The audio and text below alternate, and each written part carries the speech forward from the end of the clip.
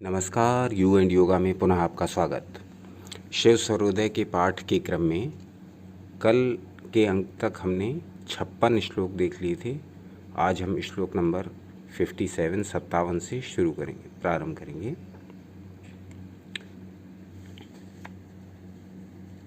अब देखते हैं कि इस श्लोक में भगवान शिव ने माता पार्वती से क्या कहा।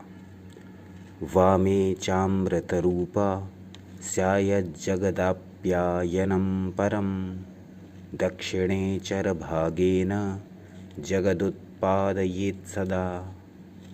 अर्थात शरीर में बाईं ओर रहने वाली इड़ा नाड़ी अमृत रूप होने के कारण वह संसार को पुष्ट करने वाली होती है। वामे चाम्रत रूपा स्याज्जगदाप्यायनं परम। अर्थात जो हमारे शरीर में लेफ्ट साइड में बाईं ओर जो नाड़ी रहती है उसका नाम है इड़ा, और वह अपनी शक्तियाँ चंद्रमा से लेती है, तो उसको चंद्र नाड़ी कहते हैं।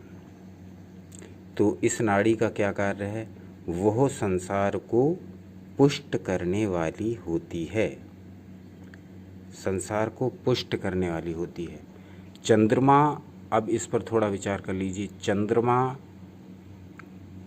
का जो प्रभाव है, चंद्रमा का जो इफ़ेक्ट है, वह रात्रि काल में बहुत सारी औषधि रूप जो पौधे होते हैं, जो औषधियों के काम आते हैं, जो हमारे लिए औषधि का कार्य करते हैं, हमारे रोगों को नष्ट करने का कार्य करते हैं, उनमें से अधिकतर पौधे अपनी ऊर्जा चंद्रमा से लेते हैं। तो चंद्रमा का कार्य पुष्टिकारक है।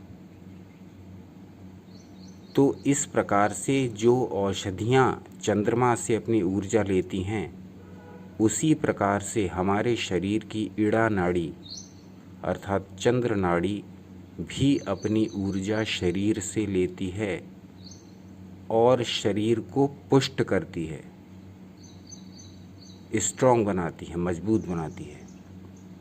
जिस प्रकार से चंद्रमा की ऊर्जा प्राप्त औषधियों का सेवन करके हमारा शरीर और मन पुष्ट होता है, उसी प्रकार से यह कार्य हमारे लिए स्वयं हमारे शरीर में स्थित इड़ा नाड़ी भी करती है।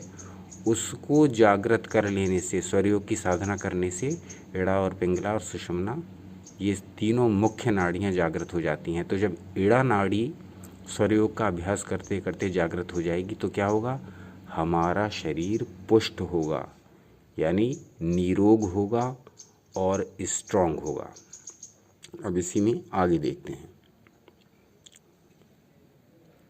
दक्षिणे चरभागेन जगदुत्पादयेत् सदा। अभी तो बाईं नाड़ी की चर्चा की थी शिव जी ने, अब दाईं नाड़ी की चर्चा करते हैं। दक्षिणे चरभागेन, दक्षिण भाग में रहने वाली, दक्षिण मीन्स राइट साइड, दाईं तरफ। तो दक्षिण की साइड में रहने वाली कौन सी नाड़ी? पिंगला। दक्षिण भाग में रहने वाली पिंगला नाड़ी से सदा संसार की उत्पत्ति की जाती है। जगद उत्पाद ये सदा। तो जो राइट साइड की नाड़ी है वो क्रिएशन के काम में सहायता करती है। शरीर में जितने भी कार्य संपन्न हो रहे हैं, जो भी मेटाबॉलिज्म बॉडी में हो रहा है, वो सूर्य नाड़ी की सक्रियता के कारण ही हो रहा है। सूर्य क्रिएटर का नाम है, सूर्य देवता का नाम है, सूर्य देने वाले का नाम है, सूर्य ईश्वर का नाम है।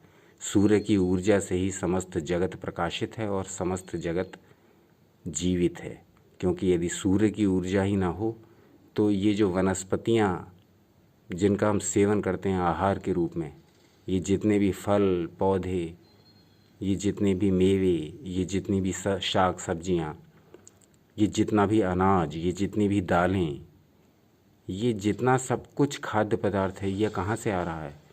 अगर यदि सूर्य की ऊर्जा पृथ्वी पर ना आए तो क्या इनकी उत्पत्ति संभव है? तो सूर्य क्रिएशन का ही दूसरा नाम है, इसीलिए बहुत ही गहन गंभीर श्लोक है ये। इसीलिए शिवजी ने पिंगला नाड़ी को क्रिएशन की नाड़ी कहा है, सृष्टि की नाड़ी कहा है। तभी इसके लिए कह रहे हैं जगद उत्पाद ये सदा, यानी दक्षिण भाग में रहने वाली पिंगला नाड़ी से सदा संसार की उत्पत्ति की जाती है। तो ये उन्होंने दोनों नाड़ियों का बहुत ही डीप डिस्क्रिप्शन दिया है, इसको समझें। स्वरयोग विज्ञान में मुख्य बात यह है कि आप कितना तत्वों से अपने रिलेशन को और उस रिलेशन से किस प्रकार से अपने शरीर और मन को निरंतर गतिशील, निरंतर आनंदमय बनाना है। यह कला जानने के लिए आपको ये सारी चीज़ें डीपली, बहुत ही डिटेल में समझने की आवश्यकता है। उसके बाद ये कार्य बहुत सरल हो जाता है। स्वरयोग विज्ञान क्योंकि बहुत कठिन नहीं है, परंतु इसको समझे बिना इसको करने का कोई भी लाभ नहीं है। तो ये सब चीज़ें हम समझते हुए चल रहे हैं और नियमित रूप से चल रहे हैं, और ये देखकर बहुत अच्छा लग रहा है कि मेरे बिना लाइक, शेयर और सब्सक्राइब की रिक्वेस्ट के आप स्वयं से ही ये सब करते जा रहे हैं। तो बड़ा आनंद आ रहा है सब्सक्राइबर्स बढ़ते देखकर और लाइक्स बढ़ते देखकर।